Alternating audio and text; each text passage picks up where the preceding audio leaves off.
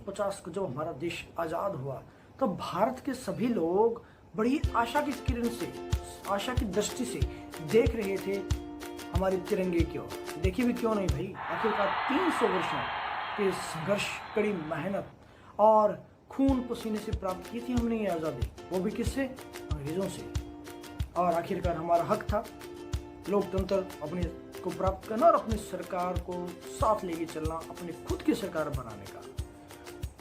1950 से लेकर 1967 तक ये सब कुछ सही चलता रहा, लेकिन 1966 के बाद जैसे कि हमारी लोकतांत्रिक व्यवस्था की इन सरकारों को ग्रहण लग गया। लेकिन जी हाँ, मैं आपका जितेंद्र जोशी एक बार फिर से आपके सामने उपस्थित हूँ नई जानकारी के साथ। मेरा उद्देश्य सनसनी फैलाना नहीं कोई आपको कोई समाचार देना है। मेरा उद्देश्य केवल और केवल आपको नवीन जानकारियां देना है जो आपके ज्ञान में वृद्धि कर सके। हाँ, वो ये जरूर रहता है कि वो नए बिंदुओं से जुड़ी होती है, जो भी बिंदु चल रहे होते हैं उसी से संबंधित जानकारी मैं आपके लिए निकाल के लेके आता हूँ। सरकारें रही या केंद्र सरकार रही, हर जगह जो है डामाडोल स्थितियां पैदा होनी शुरू हो गई, कभी किसी राज्य में तो कभी किसी राज्य में। यहाँ तक कि आयाराम गयाराम का जुमला भी इनके लिए चलने लगा। क्यों? क्योंकि कभी विधायक एक दल में आ रहे थे, कभी दूसरे दल में आ रही थी, कभी एक पार्टी की सरकार बनती थी, कभी दूसरी पार्टी की सरकार। कोई भी सरकार यहाँ स्थिर नहीं रह पा रही थी। इस स्थिति से छुटकारा पाने के लिए, निजात पाने के लिए हमारे संविधान में बदलाव किया गया। जी हाँ, हमारे संविधान में बदलाव किया गया और एक नया संशोधन कर, 52वां संशोधन कर 1985 में दल बदल निरोध कानून बना दिया गया।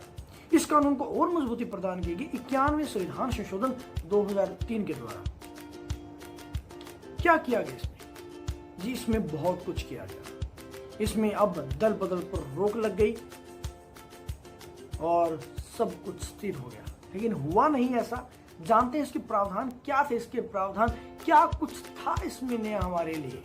इसमें था कि एक व्यक्ति की या एक विधायक सांसद की सदस्यता समाप्त की जा सकती थी। किन किन शर्तों पर समाप्त की जा सकती थी वो भी हम जानेंगे।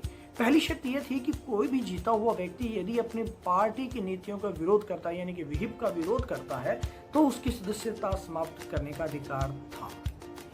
दूसरा, एक पार्टी से जीता हुआ व्यक्ति सदस्य अगर दूसरी पार्टी में चला जाता है तब, एक निर्दलीय जीता हुआ विधायक यदि किसी भी राष्ट्रीय या क्षेत्रीय दल में चला जाता है तब, यदि कोई मनोनीत सदस्य 6 महीने के अंदर अंदर किसी भी दूसरी पार्टी में चला जाता है, उस स्थिति में ये सब स्थितियां लागू होती थी। लेकिन ये स्थितियां लागू नहीं भी होती थी, कुछ अपवाद भी थे। वो अपवाद थे यदि किसी व्यक्ति को पार्टी ही निष्कासित कर देती है अपने दल से, तो उस पर दल, अगर वो दूसरे दल में चला जाता है तो उस पर दल विरोधी कानून लागू नहीं होता था।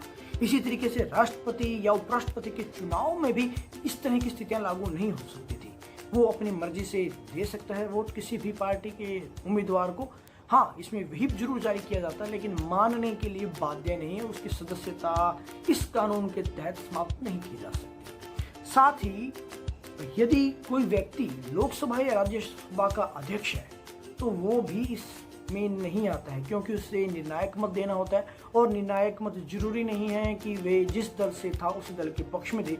उसे अगर उचित लगता है तो दूसरे दल के पक्ष में भी निर्णायक मत दे सकता था। उस स्थिति में भी उसकी सदस्यता समाप्त नहीं की जा सकती। और एक सबसे बड़ी बात, उसकी सदस्यता नष्ट नहीं की जा सकती थी, समाप्त नहीं की जा सकती थी यदि 2/3 सदस्य एक साथ एक पार्टी छोड़कर सरकार से बाहर निकल जाते हैं। उस स्थिति में हाँ, वो किसी दूसरी पार्टी में शामिल नहीं हो सकते थे, वो कोई अपना दल नहीं बना सकते थे, लेकिन उनकी सदस्यता को समाप्त नहीं किया जा सकता था। देखिए, भारतीय राजनीति में अभी दल बदल बड़ा प्रकाष्ठा पे है।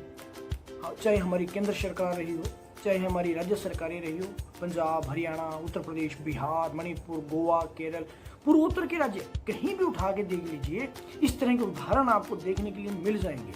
अब आप जानते हैं या मैं जानता हूं या कोई और जानता है, मुझे नहीं पता कि ये सही है या गलत है। इसका निर्धारण आप लोग कीजिए कि ये सही है या नहीं है, लेकिन वो आप जानते हैं, आप जनता जनार्दन है, आप इसका निर्धारण करने के लिए स्वतंत्र हैं। तो इसी तरह से हमारे साथ बने रहें, हमारी वीडियो को लाइक शेयर करते रहें और हाँ, चैनल को सब्सक्राइब करना ना भूलें। आप अपना प्यार इसी तरह से बनाए रखें। जय हिंद, जय भारत। वीडियो आपको कैसे लगा कमेंट करके जरूर बताएं। वीडियो को लाइक शेयर जरूर करें और हाँ, चैनल सब्सक्राइब करना ना भूलें।